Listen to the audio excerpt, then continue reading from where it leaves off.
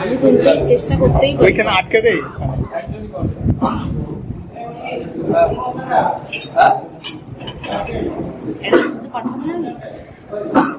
ওখানে আছে দেখো লম্বা লম্বা এইটা নয়, এটা খুলে দিলে এরকম আর ওখান দিয়ে এইটা দিয়ে ব্রেক টিপে এটা আটকে দিই। এখানে দেখো দু রকমের জিনিস হয়, সেটা হলো ওয়ান ইজ চারপি আর একটা হচ্ছে আইজট।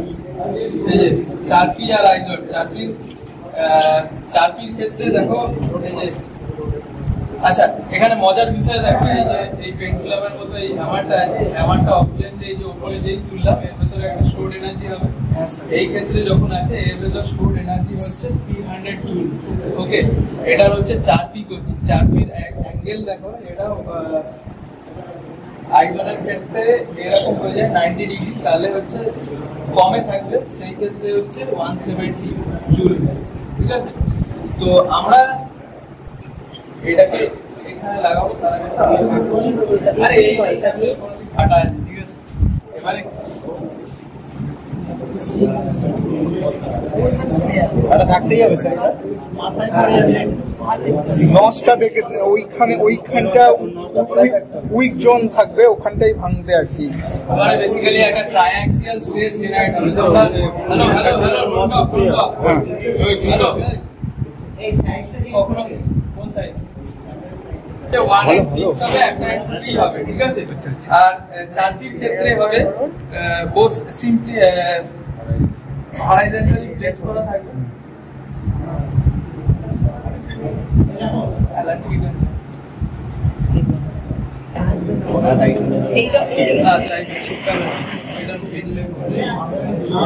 দেখুন ভালো করে এই সেকেন্ড এসছি।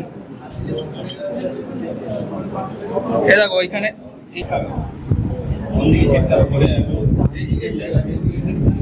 স্যার আমাকে আমি খেয়াল করিনি, মাথায় ছিল না। তো আইজোডের ক্ষেত্রে সবসময় স্যাম্পল হচ্ছে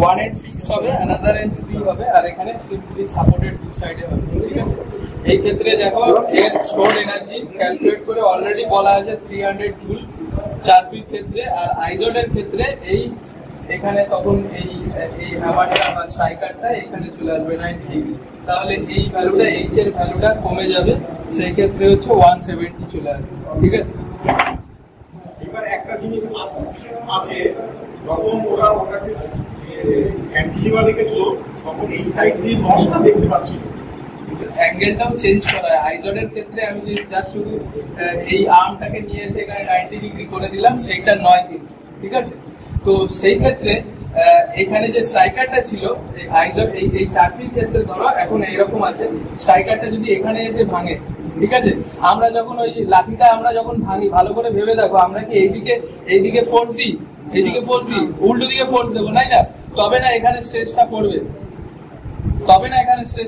এই যে কর্নার গুলো ভেঙে যায় কেন, ওখানে ট্রাইঅ্যাক্সিয়াল স্ট্রেস জেনারেট হয়, তাই কারণে এখানটা যদি আমি লোড দিই, এইদিকে যদি আমি ফোর্স দিই তাহলে ভাঙবে। তাহলে কোন জোনটা, এখানে তো টেনশন আসছে, অপোজিট দিকে টেনশন হচ্ছে, মুচড়ে যাবে, ভাঙবে কি? আর বাট এইখানে স্ট্রাইকারটা যদি এখানে ভাঙি, তাহলে এখানে অলরেডি স্ট্রেস হয়ে আছে, এখানে ট্রাইঅ্যাক্সিয়াল স্ট্রেসটা জেনারেট হয়ে আছে, তাহলে লোডটা এই জায়গায় পড়ছে, লোডটা এই কর্নারে পড়বে। ক্লিয়ার?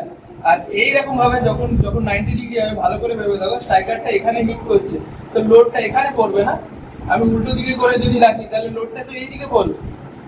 বোঝা গেছে কি যায়নি? বোঝা গেছে?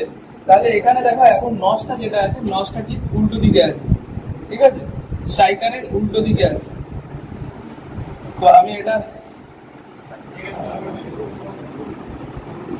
এটা জাস্ট রিলিজ করবো।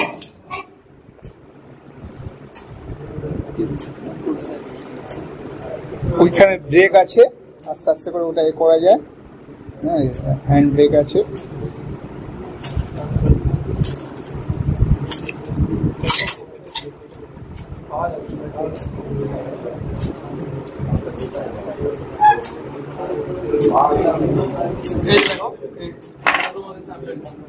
সিমেন্টটা দেখো,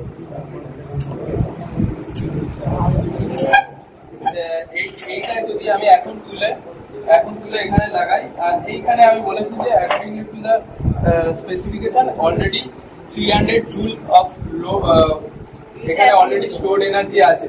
তো আমি এখানে স্যাম্পল না রেখে যদি সুইং করাতাম তাহলে 0-তে চলে আসতো।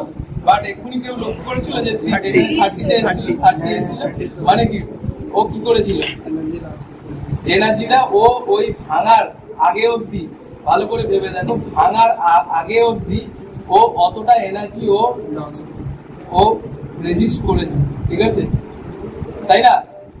বুঝতে পেরেছো? বুঝা গেছে কি? এটা যদি ফ্রিলি করতাম তাহলে ও 0-তে চলে আসতো। বাট এই যে 30-এ এলো মানে কি ও 30 অবধি 30 জুল অফ এনার্জি ও রেজিস্ট করেছে। ক্লিয়ার?